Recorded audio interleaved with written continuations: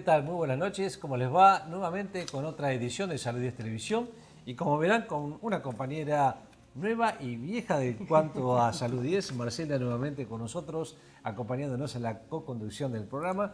Le damos un saludo a Nacha que por problemas de estudios, Nacha no puede estar más con nosotros, así que la saludamos y que le vaya muy bien con todos sus estudios y sus tareas que está realizando. Sus nuevos logros. Exactamente. Bueno, Marcela, gracias por estar nuevamente. Bueno. Y sabemos que te gusta mucho esto y nos conocemos desde hace muchos años. años. Bueno, vamos a tener un programa diferente. Hemos hablado temas con el doctor Pérez Salé. Hablamos de hígado graso no alcohólico, que es muy interesante y presten bastante atención. Vamos a tener una nota con la psicóloga María Semborain. Muy importante, un tema que de pronto mucha gente no lo ha escuchado hablar, la teoría del apego. Exacto. Algo a los cuales nos agarramos mucho y bueno, para todas las edades, así que estén atentos porque realmente les va a interesar mucho. Hay apego a los chicos, hay apego a las familias, hay apego de los a lo material, exacto. Algo muy importante fue. El doctor Graciano Grenday, que es un especialista en diagnóstico por imágenes, nos va a hablar un poco de qué es la tomografía, qué es la resonancia magnética, cuáles son los mitos y miedos a veces de hacerse este tipo de estudios. Y bueno, empezaremos con el transcurso del programa y nos encontramos al final. Seguramente. Vamos al programa y van a ver lo interesante que realmente de los temas que tenemos hoy.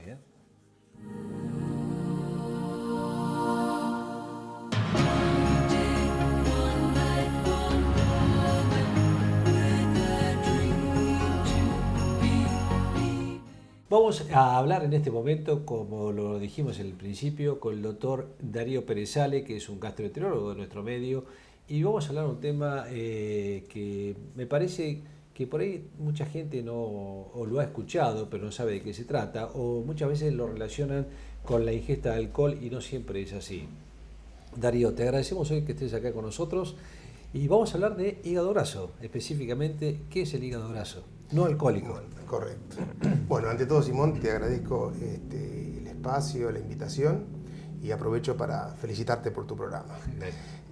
Bueno, cuando estuvimos hablando hace unos días atrás, te planteé justamente conversar esta problemática de salud que justamente en los últimos 20 años ha tenido una evolución y un desarrollo que ha generado un impacto a nivel de la población mundial, a nivel de prevención y tratamiento, respecto al impacto de salud en la población general.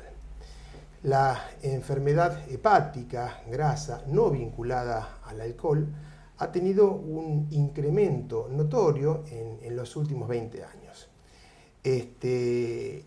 Incluso superando esta problemática a la vinculada con las hepatitis virales, incluso a la patología vinculada del hígado con el alcohol. Esto puede estar relacionado con cambios en los estilos de vida, el sedentarismo y la aparición de lo que hoy en día está en boga, el síndrome metabólico. Síndrome metabólico vinculado a la obesidad, trastornos como la diabetes tipo 2 con insulinoresistencia, trastornos en los lípidos, hiperlipidemias, sobre todo hipertrigliceridemias en lo que respecta al hígado graso, hipertensión también. Y todo esto ligado de la mano con la obesidad, ¿no? Sin duda. Correcto, sí señor, con la obesidad.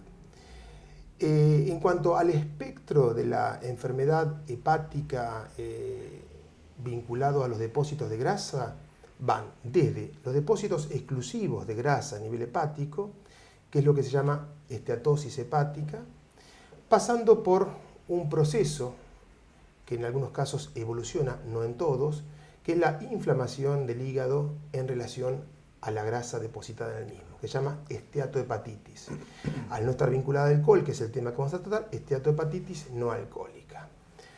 Este proceso de no detenerse los factores de riesgos, de no detenerse, digamos, esta acumulación de grasa en el hígado, puede progresar paulatinamente y llevar a distintos grados de fibrosis e incluso de cirrosis hepática, siendo hoy en día una de las causas más importantes de trasplante hepático. Justamente la idea, cuando hablé con vos de tratar este tema, es que es una enfermedad muy prevalente en la población general y tal vez no se toma la debida conciencia o el debido control en cuanto a evolutividad.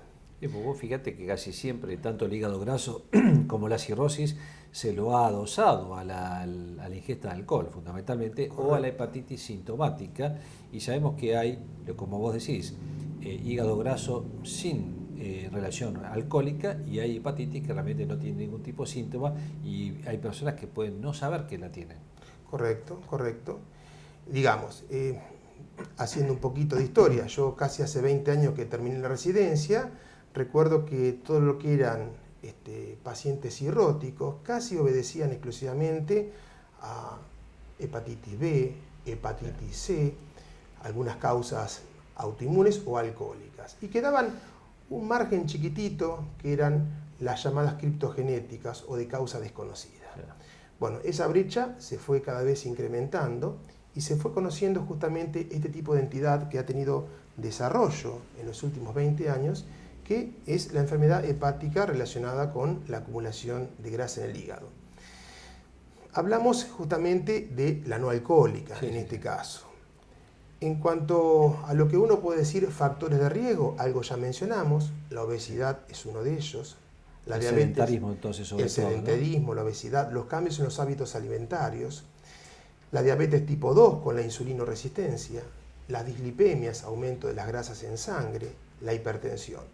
Todo eso va llevando a un acúmulo progresivo de grasa a nivel del hígado, a punto tal que en algún momento esta grasa actúa como tóxica a nivel hepático, se generan fenómenos de oxidación y eso lleva a la inflamación del hígado, lo que se llama esteatohepatitis no alcohólica. Esta inflamación del hígado de sostenerse va generando muerte de las células hepáticas, que son reemplazadas por tejido fibroso, como si fueran cicatrices dentro del hígado, sí, que de persistir llevan a una cirrosis. Una vez instaurada la cirrosis, la evolución es casi la misma que cualquiera de las causas de cirrosis, alcohólicas o hepatitis virales, haciendo que el paciente pueda pasar a una fase de una cirrosis descompensada, con lo que esto conlleva: desarrollo de ascitis, o es la acumulación de líquido en el abdomen, desarrollo de varices en el esófago, con el riesgo de hemorragias digestivas de importancia. Que te puede llevar hasta la muerte. Incluso. Exactamente. El desarrollo del cáncer hepatocelular, el cáncer de hígado. Y en esta instancia estamos hablando ya de pacientes que la única salida terapéutica es el trasplante, siempre y cuando no entren en esos grupos de exclusión, ya que pacientes con un sobrepeso, obesidad mórbida y demás no se consideran buenos candidatos. Claro. Ahora fíjense, ustedes escuchen, porque muchas veces hablamos del colesterol y de los triglicéridos y de la obesidad y el sedentarismo y siempre lo relacionamos con el corazón. Y en este caso, y a veces dice, bueno, pero yo tomo una aspirina y una aspirineta, y ahora el doctor nos va a decir que a veces para el hígado esto tampoco es muy bienvenido. Pero no solamente el sedentarismo, colesterol, triglicéridos producen alteraciones a nivel coronario o cardíaco, sino fundamentalmente también el hígado graso a nivel hepático, ¿no? Correcto, correcto. Coincido con vos en eso y digamos, se podría hasta decir que las esteatohepatitis no alcohólicas vinculadas a las grasas es como una manifestación hepática de lo que es el síndrome metabólico. Claro. Con los correspondientes riesgos cardiovasculares y demás. Sí. O sea, no solamente está el riesgo, está todo entrelazado, exactamente, de muerte que puede tener por un efecto cardiovascular, sino lo que conlleva esta afectación hepática. Y te digo, ¿y hay medicación como para poder prevenir esto o directamente solamente tenemos que tomar las medidas preventivas para tratar de que esto no siga progresando? Claro, digamos, en principio la prevención pasa por todo lo que son las medidas saludables de vida, sí, y el tratamiento apunta justamente a los factores de riesgo del desarrollo de esta enfermedad, o sea, apunta al síndrome metabólico. Los pilares son la actividad física, sí, la dieta, el descenso de peso favorece a lo que es la disminución del contenido de grasa del hígado. Si bien el descenso de peso tiene que ser paulatino y no muy marcado, ya que los descensos bruscos generan el paso de ácidos grasos al torrente sanguíneo y puede aún agravar más la situación del hígado graso. Después, por otra parte, como hablamos justamente de un síndrome metabólico, el tratamiento apunta a corregir los trastornos metabólicos. Claro. Por ejemplo, si es un paciente que contiene una diabetes, apunta al tratamiento de la diabetes, mejorar lo que es la resistencia a la insulina periférica, el tratamiento dirigido a disminuir las concentraciones en sangre de los lípidos, de triglicéridos, colesterol, al control de la hipertensión. Eso sería más o menos el enfoque, digamos, de los estilos de vida. Después hay, digamos, drogas que se hayan desarrollado para lograr detener el proceso inflamatorio. No hay muchas aprobadas y documentadas. Se habla de la vitamina E como efecto antioxidante para el hígado. Se habla de algunos ácidos grasos que disminuyen la formación de los puentes de fibrosis a nivel hepático, pero digamos no están muy bien documentadas y no hay trabajos que tengan, claro, digamos... asidero en cuanto a eso. Exactamente. Darío, tengo una pregunta, porque seguramente la gente que nos está escuchando se debe estar preguntando ¿cómo sé yo si tengo hígado graso? Bueno, tu pregunta es muy atinada y es muy importante ese enfoque. ¿Cómo uno llega al diagnóstico del hígado graso? Lo más común es que el médico clínico, frente a un paciente con estos factores de riesgo que estamos hablando, le pide una ecografía abdominal y análisis de rutina. En la ecografía abdominal ya puede aparecer el informe de aumento de la ecogenicidad, del brillo del hígado en relación a la presencia de grasa. Eso es un indicador de hígado graso. Exactamente. Puede aparecer también en otros estudios por imágenes, como puede ser una tomografía o una resonancia. Perfecto. Otros pacientes pueden también, uno de los motivos de consulta, de derivación al gastroenterólogo, es la elevación persistente o intermitente, discreta, de las enzimas hepáticas, de las transaminasas. Sí. Si bien, ojo, también puede haber acumulación de grasa en el hígado con transaminasas normales, y no es digamos, un elemento válido para pensar de que no hay inflamación hepática. Sí. El hecho que haya enzimas elevadas es un indicador a favor de que hay una esteatohepatitis. Cuando llega ese paciente al consultorio, uno tiene que comenzar a hacer un pesquisaje para ir descartando otras causas de inflamación hepática. Porque, digamos, la prueba, el gold standard, digamos, la prueba principal para el diagnóstico es la biopsia hepática. Claro. La biopsia hepática es un procedimiento cruento, invasivo, no exento de complicaciones. O sea, en la primera instancia uno tiene que hacer un trabajo de diagnóstico por exclusión. Claro. Tiene que descartar, por ejemplo, para no ser tan agresivo, patologías virales, hepatitis B y C, descartar otras causas de aumento de enzimas, como puede ser una enfermedad celíaca, como puede ser causas farmacológicas, tóxicas ambientales, si son personas que trabajan en el campo, expuestos a determinados herbicidas y demás, hepatitis autoinmunes, después causas metabólicas un poquito más raras, como puede ser acúmulos de hierro o cobre en el hígado. Una vez que uno descarta todo eso, uno está ya enfocado en que la causa del problema hepático tiene relación con la grasa. Lo que hay que después determinar es cuantificar cuán grave es esta situación, porque la ecografía demuestra la presencia de grasa. Las enzimas pueden inferir que hay actividad inflamatoria, pero uno sabe cuán grave es esto. Ahí ya es más específico. Exactamente. Que se llevan a cabo. A esa instancia, hoy en día hay métodos de estudios nuevos para determinar qué grado de fibrosis pueda tener el hígado, que son no invasivos. El test se llama elastografía, porque mide la elasticidad hepática. Claro. Uno de ellos es el FibroScan, que es un método no invasivo, como si fuera una ecografía, que mide la elasticidad hepática. Hoy por hoy se trata de dejar para la biopsia aquellos pacientes en los cuales hay una alta sospecha de una enfermedad avanzada. O sea que hay signos de indicadores en la elastografía de que puedan tener una enfermedad avanzada. Darío, bueno, ha sido muy claro, te agradecemos mucho. Y ustedes, si realmente tienen una dieta muy rica en grasas y no caminan, tenemos un parque muy lindo, un balneario y una costanera para que lo empiecen a hacer. Y el asado cómanlo, pero traten de sacarle un poquito la grasa. Y si están sospechando de tener alguna enfermedad metabólica, consulten a su médico para que trate de orientarlos a ver realmente si podemos o no tener un hígado graso y ni que esto no siga progresando. Darío, te agradezco mucho con toda la No, información que nos diste y vamos a tener otros temas de gastroenterología que te vamos a invitar. muchas gracias, gustoso, ¿no? Muy amables.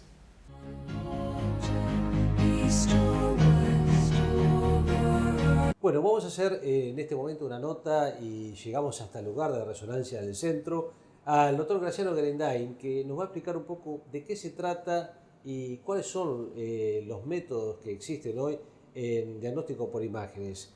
Y diagnóstico por imágenes es bastante amplio y por ahí nos vamos a enfocar después en algún punto más específico. Pero bueno, primero, Graciano, te vamos a preguntar en qué consiste el diagnóstico por imágenes y en qué consiste esta especialidad. Bueno, primero quería agradecerte la consideración que tuviste en acercarte hasta este lugar. Y bueno, un poco imágenes es una carrera dentro de las especialidades médicas que abarca un montón de ítems dentro de la medicina, porque en base a los diferentes métodos uno tiene que conocer un poquitito y tratar de solucionar las diferentes problemáticas del paciente. Tiene que conocer un poco de toda la patología, desde la parte neurológica, osteoarticular, ginecológica, obstétrica. Entonces, imágenes es una carrera o una especialidad dentro de la medicina que abarca un montón de especialidades, siempre desde el punto de vista del diagnóstico. Nosotros muchas veces nos limitamos hasta hacer el diagnóstico, por ahí algún consejo para los pacientes en cuanto a algunas conductas o cosas a seguir en base a ese diagnóstico. Y bueno, hoy por hoy es una carrera que tiene muchísima demanda dentro de lo que es la parte médica, porque hay muchísima gente que se controla, que se hace chequeos periódicamente. Y hoy, o sea, en la actualidad todo el mundo pasa en algún momento por algún estudio de imágenes. Una radiología, o sea, por radiología simple o una radiografía, alguna ecografía, una resonancia porque le duele la rodilla, le duele la columna, alguna tomografía. Y también en cuanto a lo que es pura y exclusivamente en la parte de las mujeres, abarca lo que es toda la parte de mastología, o sea, la parte de mamas. Entonces, bueno, es una especialidad que abarca muchísimas otras. Bueno, es cierto lo que vos decís, hace varios años por ahí no existía el método diagnóstico más que una radiografía o una ecografía, y hoy hemos avanzado y tenemos métodos mucho más sofisticados y hasta podemos ver casi el cuerpo humano como una foto interna en lo que es resonancia, lo que es las determinaciones en 3D. Bueno, hay un montón de avances, pero hay una cosa que la gente a veces cuando se va a hacer una tomografía o una resonancia, que tiene miedo. Primero porque tiene miedo que va a ser algo invasivo. Y segundo porque tiene miedo que la famosa claustrofobia que les puede llegar a dar. También existe mucho mito en cuanto a esto. Yo personalmente me he hecho tomografías y resonancias y bueno, realmente no es nada ni agresivo, nada por el estilo, pero quiero que me lo expliques un poco vos por la experiencia que ves todos los días, ¿no? Yo te lo puedo explicar por la experiencia que veo de los pacientes y por las experiencias que he tenido particularmente. El mito o sea, yo no diría que es un mito, el tema de la claustrofobia es un hecho concreto. No es fácil a veces meterse en un tubo tan estrecho durante 40, 45 minutos para hacerse un estudio cuando uno viene con mucha ansiedad por una problemática de salud. Y bueno, estar ahí, sentir que uno estar tan enclaustrado, por decirlo de alguna forma, no es fácil. Incluso a mí, a veces haciendo pruebas con los equipos, todo, he pedido, por favor. Pero bueno, hasta que un día me tocó sí o sí hacerme un estudio porque tenía que hacérmelo y bueno, y se puede. Pero hay personas que realmente no lo pueden manejar.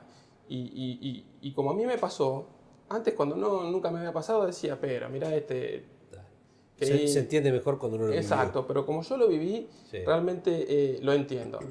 Para eso existen otras posibilidades que son los resonadores abiertos.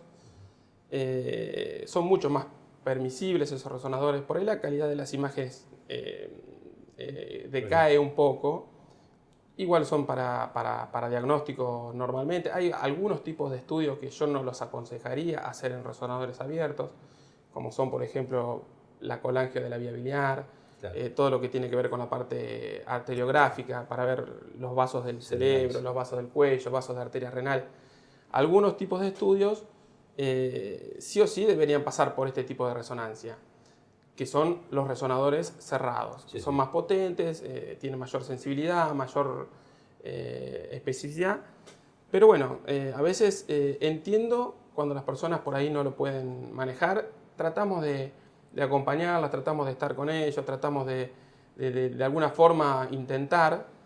Pero Bien. bueno, a veces cuando no se puede, no se puede. ¿Algún método sedativo en algunos casos se puede Sí, usar? en algunos casos el médico puede recomendar alguna sedación previa a la realización del estudio. Está bien. En algunos lugares se hacen con anestesia. Nosotros en este momento acá en Resonancia del Centro no estamos trabajando con anestesistas. Entonces, bueno, si hay que hacerlo sí o sí, hay otras posibilidades, que es tal vez en Buenos Aires o en otros lugares, donde se maneja con anestesia. Perfecto. Y te quería preguntar de los chicos, porque a veces los chicos también necesitan hacerse una resonancia o una tomografía. ¿Generalmente casi todos van con anestesia los chicos o se puede hacer...? No, los chicos cuando ya tienen la capacidad de entender y de poder responder a determinadas pautas que nosotros tenemos que necesitamos para hacer el estudio, lo intentamos hacer sin anestesia. Cuando son muy chiquititos, incluso a veces por ahí los hacemos cuando están dormidos. Nosotros necesitamos que el estudio de resonancia dure 30, 40, 20 minutos por lo menos con un paciente prácticamente inmóvil. Entonces a veces en los chiquititos se complica.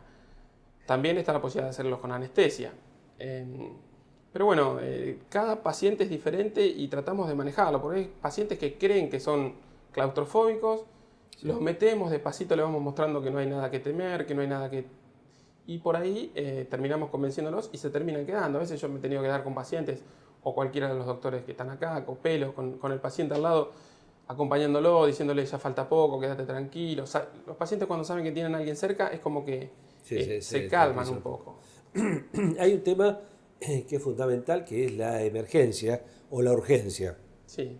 Creo que hay tanto, sobre todo en traumatismos craneales o encéfalos, ¿no? Ahí creo que es muy importante el diagnóstico por imágenes de tomografía o resonancia. Sí, en el caso de la emergencia o de la urgencia, es más importante por ahí porque tiene mayor disponibilidad y mayor rentabilidad diagnóstica, tal vez, lo que es tomografía. En tomografía, para lo que es el traumatismo, para que es la emergencia neurológica, descartar una ACV o todo ese tipo de cosas, nosotros generalmente nos manejamos más con tomografía. Después pasamos a la parte de resonancia, si uno quiere ya un paciente que está estabilizado, porque además es mucho más rápida, mucho más económica, mucho más disponible. Sí. Después pasamos a lo otro cuando hay que ya determinar por qué el paciente no evoluciona como pensábamos que iba a evolucionar. Entonces por ahí sí ya pasamos a hacer una resonancia después de haber estabilizado al paciente o cosas así. Pero para la emergencia generalmente utilizamos la tomografía. Está bien. Exacto. Bueno, Graciano, ha sido muy claro en todos los temas de métodos diagnósticos por imágenes, que es muy importante. Te agradecemos. Seguramente en algún momento vamos a tratar de venir a ver cómo se hace un estudio para que la gente también se saque sus miedos y pueda comprobar que no es nada agresivo y bueno, y ver realmente la utilidad que tiene esto, que nos ha cambiado la medicina sin lugar a dudas, ¿no? Bueno, yo te agradezco mucho por haberte acercado hasta este lugar y bueno, otra cosita que quería agregarte con respecto a los miedos de la gente es el tema de la inyección con contraste. Sí. Para la resonancia no hay prácticamente ningún tipo de contraindicación ni reacciones adversas, o sea que es una inyección muy chiquitita que no tiene generalmente complicaciones. Para lo que es tomografía, el yodo, que la gente tiene muchísimo miedo y te van a poner yodo y te van a poner... Normalmente los contrastes que se están usando ahora, que son de baja osmolaridad y son contrastes muy nuevos, generalmente no tienen reacciones adversas o muy pocas. Sí. Nosotros tratamos de usar una premedicación como para que el paciente no sienta ningún tipo de disconfort al hacer el estudio. Estamos presentes durante todo el estudio como para ver si llegara a suceder algo, tratar de manejarlo. Está bien, vale, eso es importante, sí, también porque claro, existe ese miedo en cuanto a... Quería decírtelo porque bueno, ese es el otro miedo dentro de lo que es y una cosa los que estudios. me faltó preguntarte es el tema de la radiación. ¿Produce mucha radiación? ¿Menos que un estudio radiográfico común? Mirá, la radiación en tomografía o todo lo que es en imágenes, si está justificada porque un paciente tiene una problemática de salud, no hace a nada, ¿sí? El tema es cuando uno irradia a un paciente sin necesidad. Si un paciente tiene una patología crónica, un tumor que tiene que controlarlo durante muchísimo tiempo o largos periodos, y se tiene que hacer 25 tomografías, se las hace y no va a pasar nada. Claro. Lo que sí estamos nosotros tratando de por ahí hablar con los médicos, recomendar un estudio u otro, es cuando vemos que un paciente viene y no es el estudio por ahí indicado para ese paciente. Entonces ahí sí hablamos de que estamos irradiándolo un poco sin sentido. En eso la ecografía es totalmente inocua, pero por supuesto es para ciertos casos nada más. Claro, claro. Cada problemática de salud tiene su indicación en lo que es imágenes. Muchas veces los médicos las conocen al pie de la letra, muchos otros no, porque no es su propia especialidad. Sí. Y nosotros estamos para eso. Por ahí hay muchos que se comunican, o nosotros tratamos de comunicarnos y decirles, mira, me parece que para este tipo de patología o enfermedad es recomendable que hagamos esto. Después pasamos a lo otro. Y bueno, para eso estamos, para tratar de un poquito orientar a veces. Bárbaro, Graciano, te agradecemos mucho, ¿sí? Bueno, gracias a usted. Bueno, ya nos vamos a ver en algún estudio un poquito más específico. Bueno. Muy amable, gracias. Continuamos.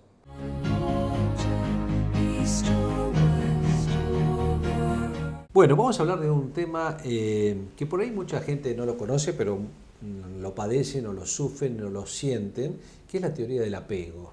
Ustedes por ahí no deben haber escuchado hablar muchas veces de qué se trata esto, pero tenemos a alguien que nos va a ilustrar sobre este tema, que es una licenciada en psicología, que es María Semboray. No lo pronuncié bien, es Semboray, ¿no es cierto? Semboray, bien lo digo. Sí. María, bueno, yo siempre te nombro María y somos bastante conocidos. Y quiero que nos comentes, y gracias por estar con el programa hoy con nosotros, y quiero que nos comentes un poco de qué se trata esto de la teoría del apego. Bueno, la teoría del apego fue creada por John Bowlby, que es un psicoanalista inglés. Él nació en 1907 y se murió en 1990. Y él a través de su experiencia de vida, en realidad nace en una familia de clase media. Su papá era médico de la realeza inglesa, eso le implicaba no estar mucho tiempo en su casa. Su mamá era una mujer muy ocupada en lo social y a él lo cría una señora que lo cuida. Sí. Y él dice que en realidad su experiencia más intensa de pérdida fue cuando esta señora se va, a los 4 años. Con su madre tenía un contacto de 1 hora por semana, que eso era parte de la dinámica social de esta familia, donde en realidad consideraban que la crianza pasaba más que todo por lo que era la educación académica, con que vayan a buenos colegios, con que sean bien cuidados en cuanto a las necesidades básicas, pero no en cuanto a dar un espacio para lo emocional. Más protocolar y menos sentimental. Exactamente, ¿sí? Una mamá con poca accesibilidad y poca conectividad emocional. Y la experiencia es esa, o sea que cuando se va la figura, una persona que no era su madre, que era quien lo había contenido efectivamente, él entra en un estado de mucha angustia, ¿sí? Esta fue una de sus primeras experiencias de pérdidas. Y después de la Segunda Guerra Mundial, él trabaja en hogares donde han quedado chicos que han perdido sus familias y él empieza a observar cómo la pérdida afectiva y la pérdida de figuras que tienden a responder a la necesidad de ser acompañados cuando uno está triste, cuando uno está con miedo, ¿sí? O cuando uno se siente solo.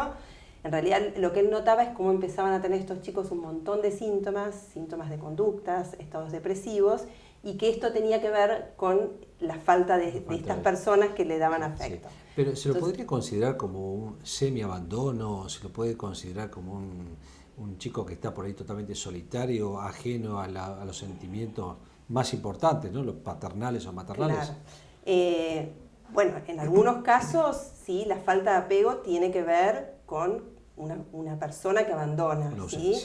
En otros casos tiene que ver con una persona, una madre o un ser significativo que no mira, que no registra, ¿sí? Puede estar físicamente, pero por puede ahí estar no.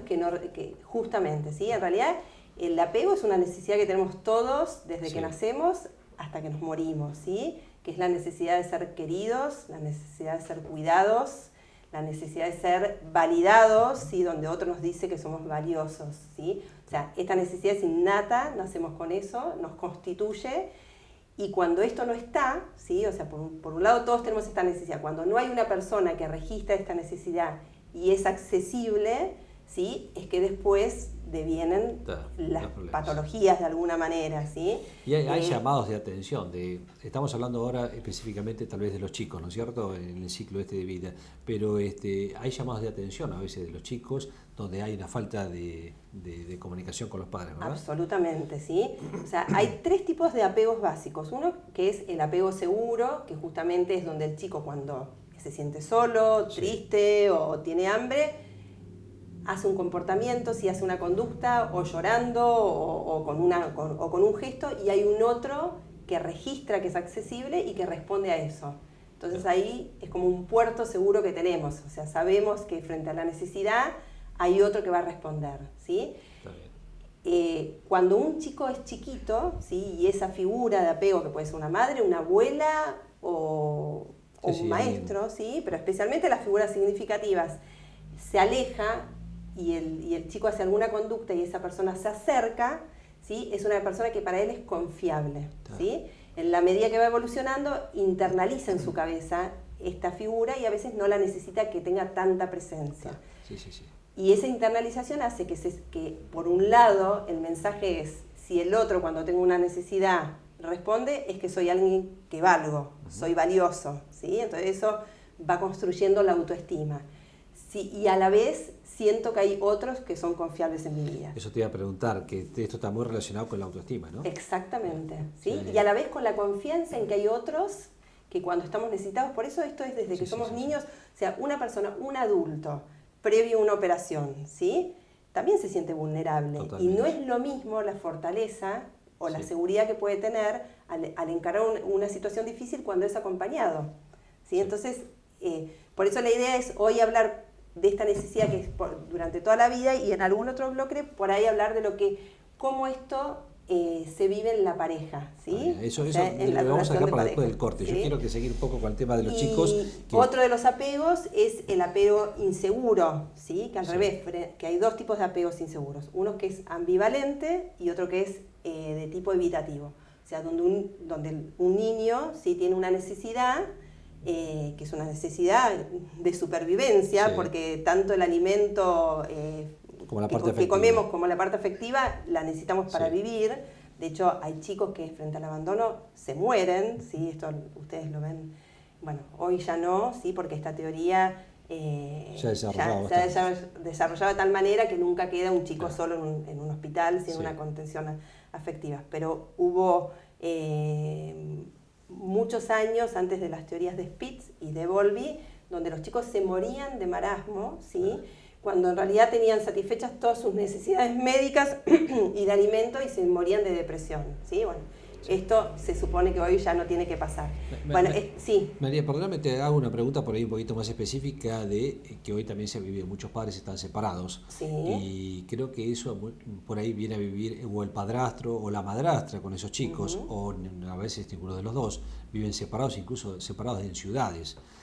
Ahí se debe sufrir bastante el apego, ¿no? La falta de apego. En realidad, la falta de apego después se internaliza, ¿sí? ¿Qué es lo que pasa? Cuando una persona vive un duelo con la separación de sus padres o tener que incorporar nuevas figuras, bueno, o sea, más allá de haber tenido apegos seguros, no dejamos de sufrir. El tema es que frente a esas situaciones, esas personas nuevas que se incorporan o los padres que se han separado sepan contener el dolor que le produce a un niño la separación de sus padres. Entonces ahí es que vuelve nuevamente, frente al dolor, la persona se siente segura. Cuando este apego es inseguro, cuando son padres que a veces están y a veces no están, en general se genera internamente una sensación de desconfianza. No sé cuándo vos sos accesible, no sé cuándo cuento con vos. Y hay padres que nunca responden o nunca registran la necesidad de ser validado, de ser querido, de ser cuidado. Entonces, en general, los chicos estructuran, que esto después se lleva hasta la adultez, una personalidad que a veces puede resultar muy narcisista, muy de lo que nosotros llamamos falso yo, muy frío, porque lo que aprendieron es que el contacto afectivo con el otro la necesidad afectiva no va a tener una respuesta. Entonces son personas que tienden a ser como autosuficientes, no puedo esperar nada del otro, ¿sí? A veces eso genera agresión. Vamos a pasar en el otro bloque a hablar un poco de adultos y Sí. de pareja, pero te quería hacer una última comentario en cuanto a esto.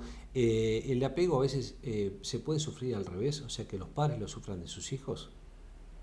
Sí, pero sí se puede sufrir Sobre al todo revés. en adolescentes, por en ejemplo, realidad ¿cierto? muchas veces sí lo que pasa es que los padres toman a sus hijos como su figura de apego. Ah. ¿Sí? En realidad la necesidad de cercanía, la necesidad de contacto, la necesidad de proximidad es evolutivamente desde el niño hacia el adulto. Sí. Muchas veces lo que pasa es que los padres ponen al hijo en su figura de apego, entonces no los dejan independizarse. Claro. Porque lo que se supone es que cuanto más seguro se haya sentido un chico o un adolescente en ese vínculo, más posibilidad de ser independiente. Es todo lo contrario, es ese padre que lo que quiere es que crezca, lo que quiere es que salga al mundo, bueno, Claro, sí, de que se distintas independice, maneras. ¿sí? ¿Sí? Cuando hay padres que su hijo fue al revés, la persona que lo cuida, Claro, ¿sí? no quiere que se vaya. No quiere que se vaya. María, muy Sí. interesante, da para mucho. Eso Pero entra dentro de lo patológico, en seguro. realidad, ¿sí? Sí. Déjame 2-3 minutitos, vamos a una tanda y vamos a hablar un poco de lo que dijimos recién, del apego del adulto y parejas. Perfecto.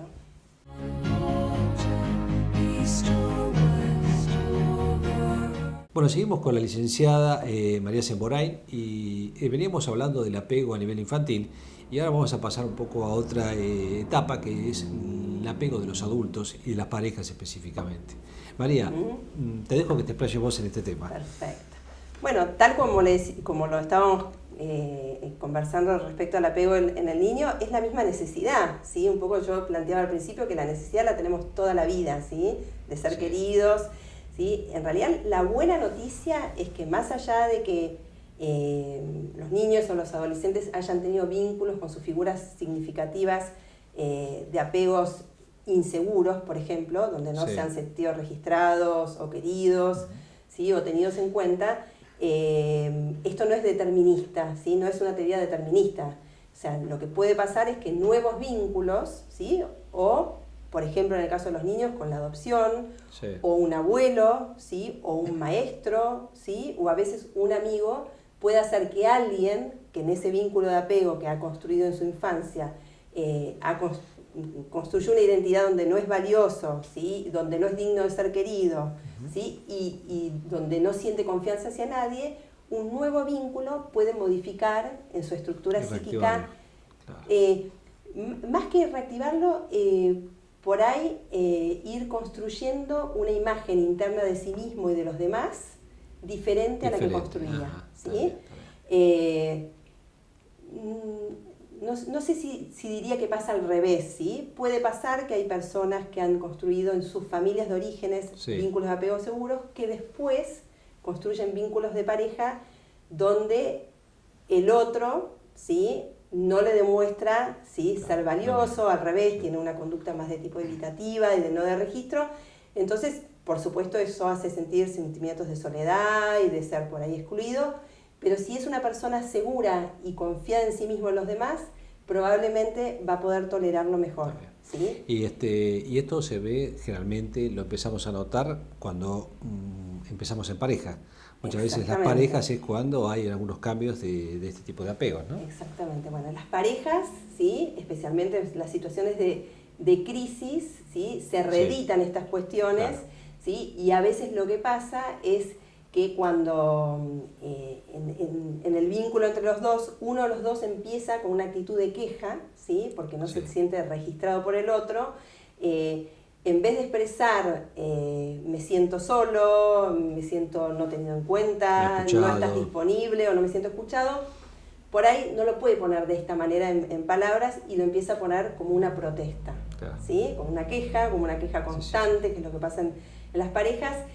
Y pasa a ser una agresión ya, a veces en algunos casos. A veces de manera agresiva, y el otro, ¿sí? Quien recibe esa queja, en vez de poder escuchar esto que estamos diciendo que no se puede decir, que es el miedo a la soledad, empieza a tener una conducta más de evitativa, ¿sí?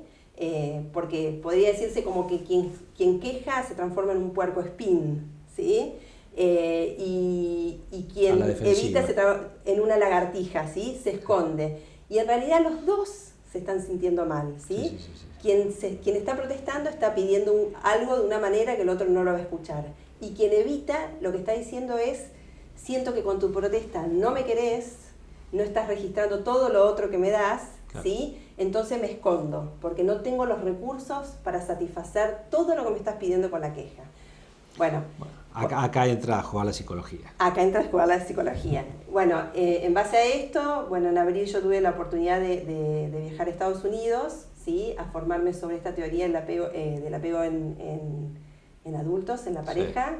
Sí, este es un modelo de Susan Johnson, que en realidad ella se basa en la teoría del apego que yo estuve hablando sobre respecto a los niños de Sí. Bowlby. Bueno, ella igual incorpora otras teorías, que es la teoría intrapersonal, que es la teoría de Roger, y la teoría interpersonal, que es la teoría sistémica, y en base a esas tres teorías hace una teoría integrativa, ¿sí? Pero básicamente se sigue hablando del tema del apego, ¿sí?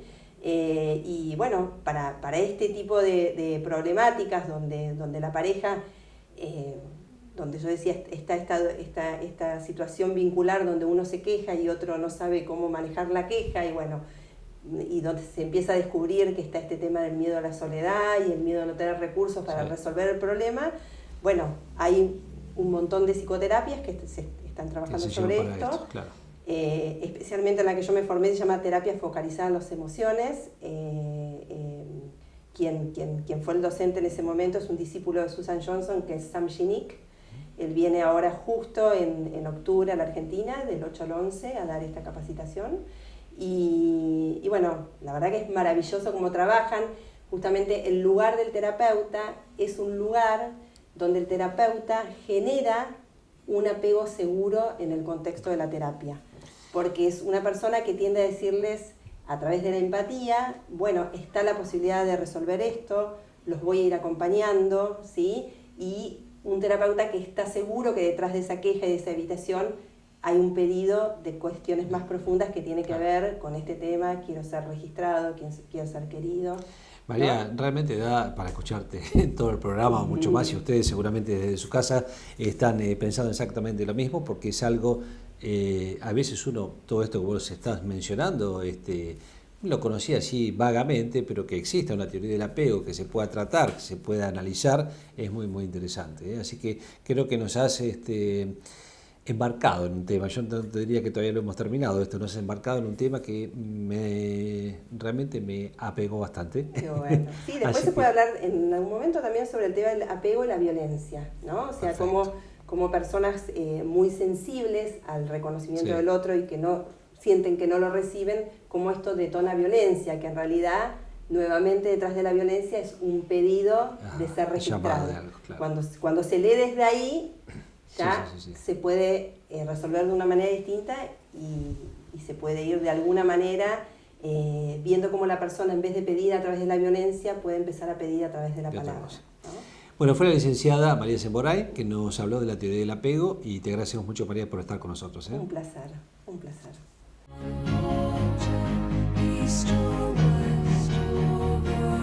Bueno, nos estamos yendo del programa Salud 10 Televisión, ha llegado al fin. Ha llegado al fin las PASO también, las elecciones, ya vamos a tener nuevos candidatos para poder elegir en octubre, así que hay menos propaganda política, la gente está un poco más relajada. Y nos vieron más a nosotros. Sí, exactamente, por lo menos que nos miren un poco más. Y yo no me tengo que olvidar que mañana, 11 de agosto, es el Día de la Nutricionista, así que aprovecho a saludar, si bien nos vamos a reunir mañana a la noche a festejar con las nutricionistas de Azul, un muy buen día a todos mis colegas. Bueno, mis saludos y felicitaciones.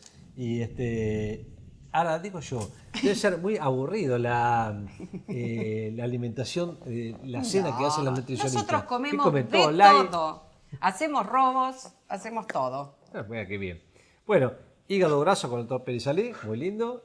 Hablamos con el doctor Gerenday de diagnóstico por imágenes. Aprendimos a qué estamos apegados en la vida. Muy bueno, lo de María. Exacto. Bueno, y en una semana nos volvemos a encontrar viendo. con Salud 10 Televisión. Muchas gracias por acompañarnos. Gracias, nos vemos próximamente.